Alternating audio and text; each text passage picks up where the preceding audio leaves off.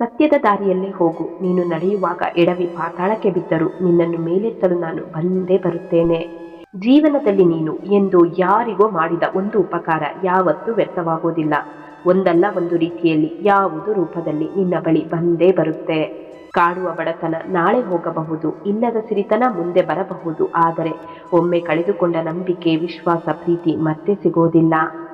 ನಡೆಯುವ ಹಾದಿಯಲ್ಲಿ ಚುಚ್ಚುವ ಮುಳ್ಳಿದ್ದರೆ ಪಾದರಕ್ಷೆಯನ್ನು ಮೆಟ್ಟಿ ನಡೆ.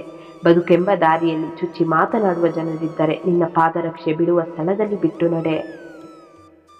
ಒಬ್ಬರ ಸರಳ ಸ್ವಭಾವ ಅವರ ಬಲಹೀನತೆ ಅಲ್ಲ. ಪ್ರಪಂಚದಲ್ಲಿ ನೀರಿಗಿಂತ ಸರಳ ಯಾವುದೂ ಇಲ್ಲ. ಆದರೆ ಅದರ ರಭಸಕ್ಕೆ ಎಲ್ಲವನ್ನು ಸೋಲಿಸುವ ಸಾಮರ್ಥ್ಯವಿದೆ. ಸಮಯ ಮತ್ತು ಪರಿಸ್ಥಿತಿ ಯಾವ ಸಮಯದಲ್ಲಾದರೂ ಬದಲಾಗಬಹುದು. ಆದ್ದರಿಂದ ನೀವು ಯಾರಿಗೂ ಅವಮಾನ ಮಾಡಬೇಡಿ, ಕೀಳಾಗಿ ನೋಡಬೇಡಿ. ನೀವು ಶಕ್ತಿಶಾಲಿಯಾಗಿರಬಹುದು, ಆದರೆ ಸಮಯ ನಿಮಗಿಂತ ಶಕ್ತಿಶಾಲಿ ಎನ್ನುವುದನ್ನು ಮರೆಯಬೇಡಿ.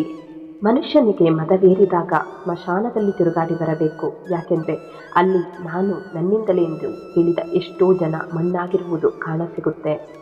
ಸಹನೆ ಧೈರ್ಯವಂತನ ಲಕ್ಷಣ, ಕೋಪ ಹೇಡಿಯ ಲಕ್ಷಣ. ಮನಸ್ಸು ದುರ್ಬಲವಾಗಿರುವಾಗ ಸನ್ನಿವೇಶಗಳೇ ಸಮಸ್ಯೆಗಳಾಗಿ ಪರಿವರ್ತನೆಯಾಗುತ್ತೆ. ಮನಸ್ಸು ಸಮತೋಲನದಲ್ಲಿದ್ದಾಗ ಸನ್ನಿವೇಶಗಳು ಸವಾಲುಗಳಾಗುತ್ತೆ. ಮನಸ್ಸು ಪ್ರಬಲವಾಗಿದ್ದಾಗ ಸನ್ನಿವೇಶಗಳು ಅವಕಾಶಗಳಾಗಿ ಬದಲಾಗುತ್ತೆ. ಇದೇ ಜೀವನ. ಕೆಟ್ಟ ಸಮಯದಲ್ಲಿ ಗಾಬರಿಯಾಗುವುದರಿಂದ ಪರಿಹಾರ ಸಿಗುವುದಿಲ್ಲ. ಕೆಟ್ಟ ಸಮಯವಷ್ಟೇ, ಅದನ್ನು ಕಳೆಯಲು ಬಿಡಿ. ಭಗವಂತನ ಮೇಲೆ ನಂಬಿಕೆ ಇಡಿ. ದಾರಿ ತನ್ನಷ್ಟಕ್ಕೆ ತಾನೇ ಕಾಣುವುದು. ಮಾತು ಬರುತ್ತೆ ಅಂತ ಅತಿಯಾಗಿ ಮಾತನಾಡಬಾರದು. ಯಾಕೆಂದರೆ ಆ ಮಾತು ಒಬ್ಬರನ್ನು ನಗಿಸುತ್ತೆ, ಮತ್ತೊಬ್ಬರನ್ನು ಅಳಿಸುತ್ತೆ.